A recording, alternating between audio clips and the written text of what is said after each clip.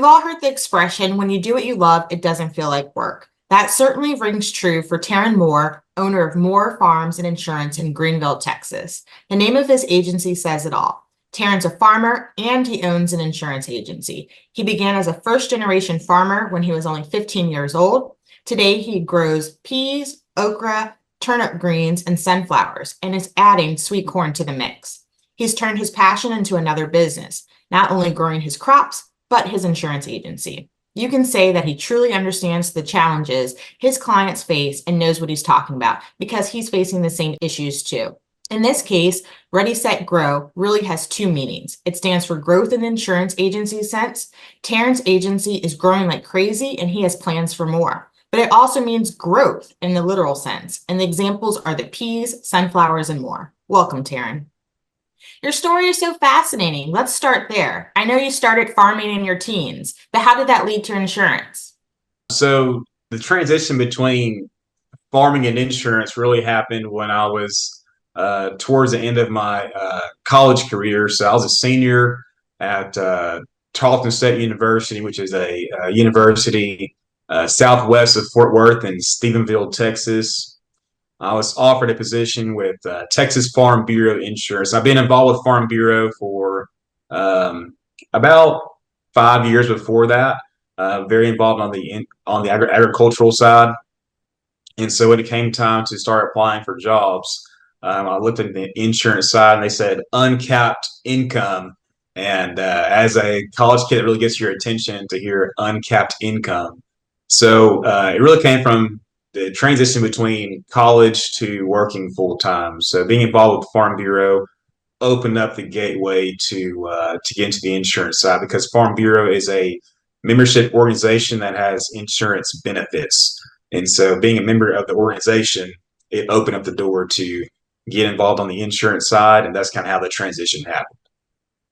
Can you talk about your market and growth plans a bit? So, of course, there's a lot of agricultural opportunity in the Corn Belt, and we're licensed in other states as well. The reason we're in those other states are outside of ag in some situations, but I would say the majority of our agricultural clients are based here in Texas. There are so many farms in Texas. There's so many hobby farms too. You're starting to see lots of people are buying up 5 to 10 acre lots and just raising chickens on them, or raising a few vegetables, or doing some greenhouse operations. You're starting to see a lot of smaller tracts of land because I'm about 40 miles east of Dallas in a town called Caddo Mills, which is no one knows where that is, but I'll just say 40 miles east of Dallas. The next closest town would be Rockwall and Greenville, between there. So lots of the farmland people were leasing out just even 5 years ago are unfortunately being developed. And I bought a property in a neighborhood. My farm is outside of my house, but these developers are buying up a lot of land. They're building houses. People need a place to live. We understand that, but we've lost a lot of farmland due to development. So people that were farming 10,000 acres 5 years ago, maybe down to 7,500 or 5,000 acres today just due to development. So on the agricultural side, we are seeing changes in these different agricultural businesses. And I also believe that's probably a reason why we're starting to see more verticals of it, such as the spraying operations.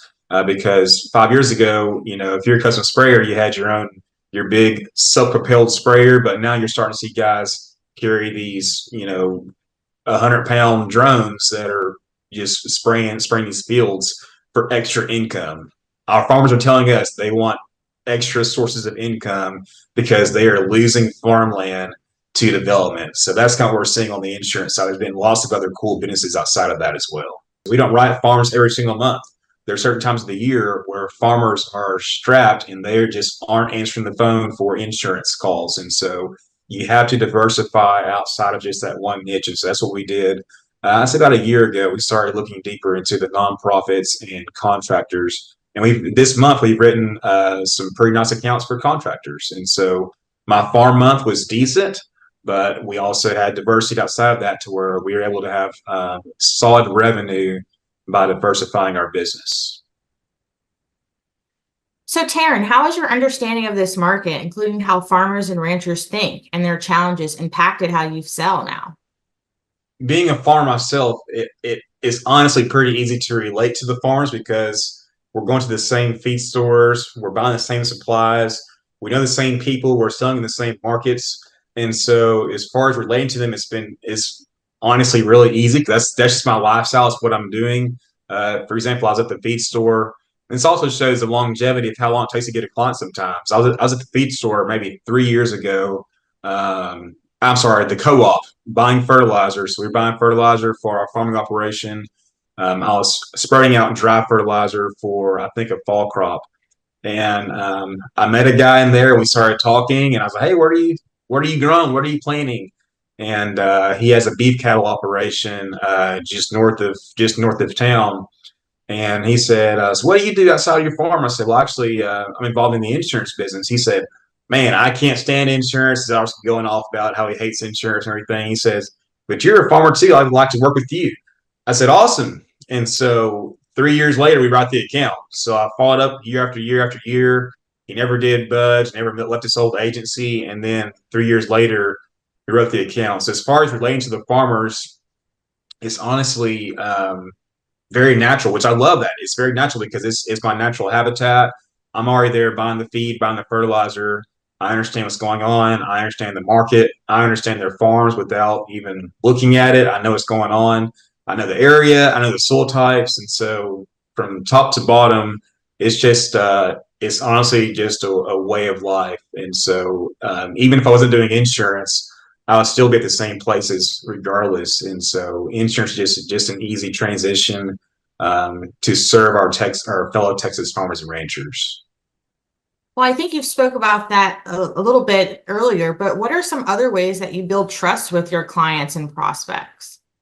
Yeah, I'd say building trust is one thing we do, which is very simple, that most agencies probably don't do anymore. Is we go to the farming operation and meet face to face. And I'd say personally, I think that's the most simple way, and I think it builds so much trust when you drive up to their farming operation and you see their grain bins, you see their barns, you see their house, you shake their hand, look them in the eye, and you get to make a genuine connection with that farmer or rancher. So earlier you spoke about some of the challenges that farmers face. Can you describe those and elaborate on some ways insurance can help address those risks?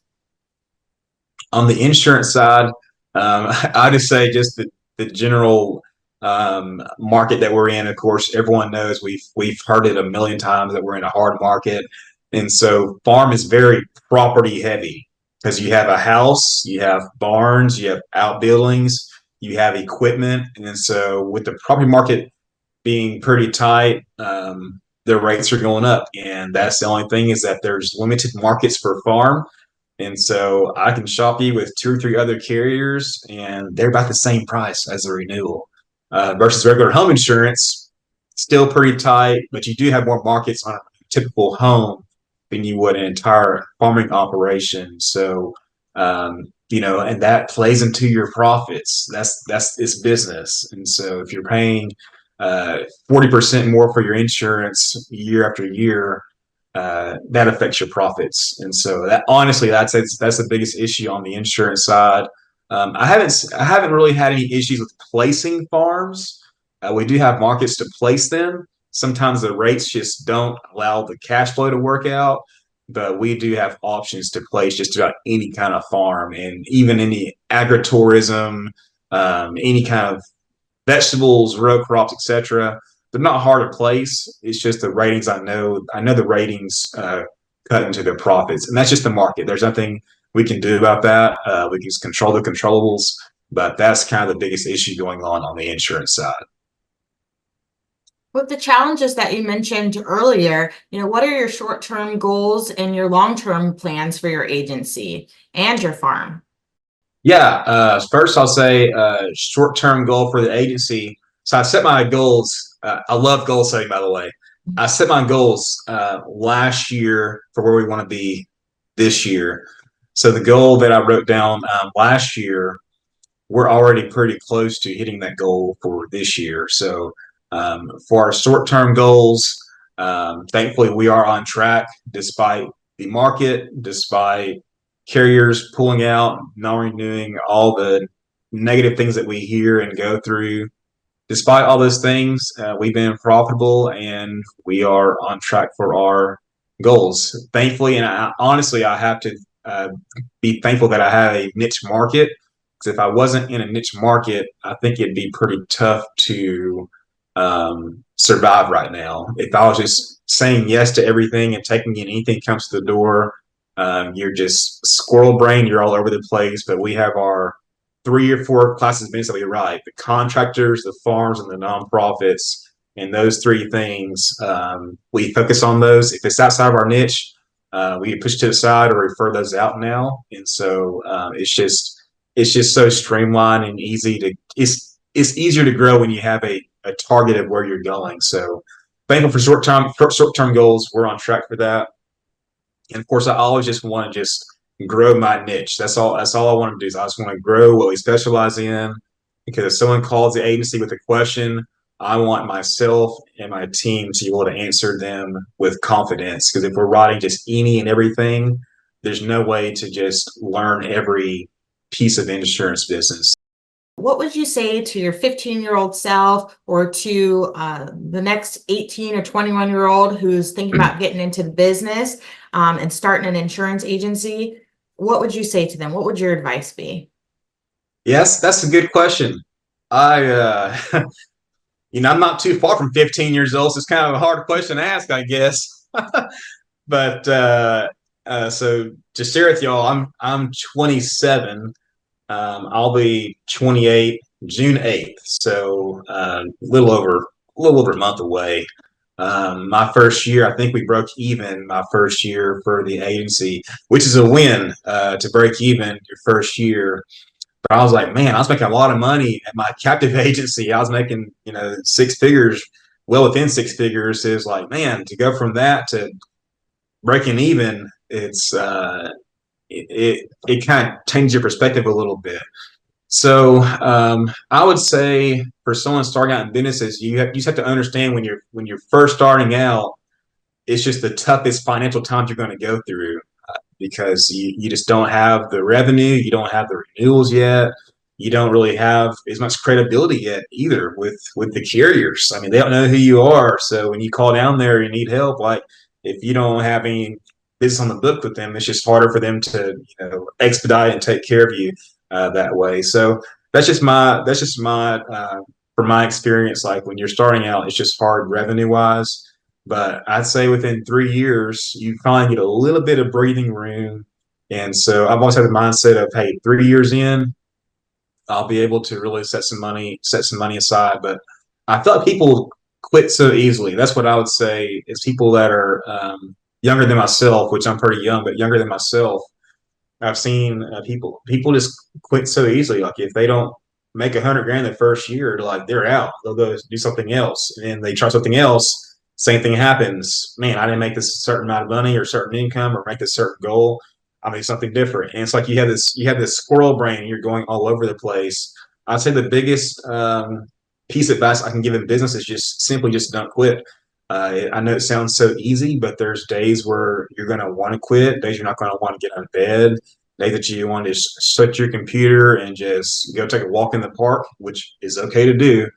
But just as long as you stick with it, it's going to be okay. I remember I got to a point at the end of my first year where I honestly didn't have a whole lot of money left in the bank after just pouring into payroll and marketing and like tools for our agency and just paying for all the technology and everything to get everything set up. It was in December of 2022. I did not have much money at all in the bank, and I was like, I can't tell anyone this because this is kind of embarrassing. But like, what do you do as a business owner when you have payroll and you only have a certain amount of money in the bank? And I just kept working. I said, I'm not going to quit. I'm not going to go get a job. I'm just going to keep working. And I got a line of credit just in case because I still have payroll to make. But at the end of that year, I had not much in the bank. And so that next month, I just huffed it and puffed it. I just I was on the phone all day, and I was out shaking hands, and I was out passing out cards. I was just working harder than I ever had before because I was so scared. I think fear is also a great motivator in businesses. When you're scared, you unleash this new like potential in yourself. And that month, I made enough money to like pay a whole year of coaching.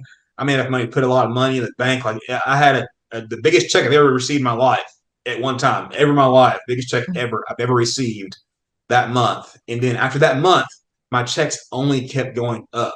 So I went from having a small amount of money in the bank to 1 month. I just got so freaking scared, and I just went all in with the business, and I made enough money to pay off anything that I had, and I was able to put money in the bank, and it was just such a great feeling. And since that day, my income has only gone up since then, and we're not 3 years yet in the business. But that was just a very eye-opening experience of really the proof of when I say don't quit.